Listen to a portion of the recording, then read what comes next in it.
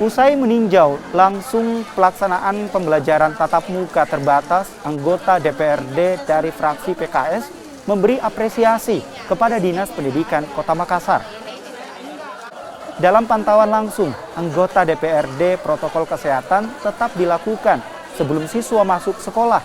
Salah satunya seperti di SMP Negeri 3 Makassar yang menggunakan tes ginos kepada setiap siswa sebelum masuk sekolah. Meski demikian, sekolah diharap tidak lengah dan tetap menjaga protokol kesehatan.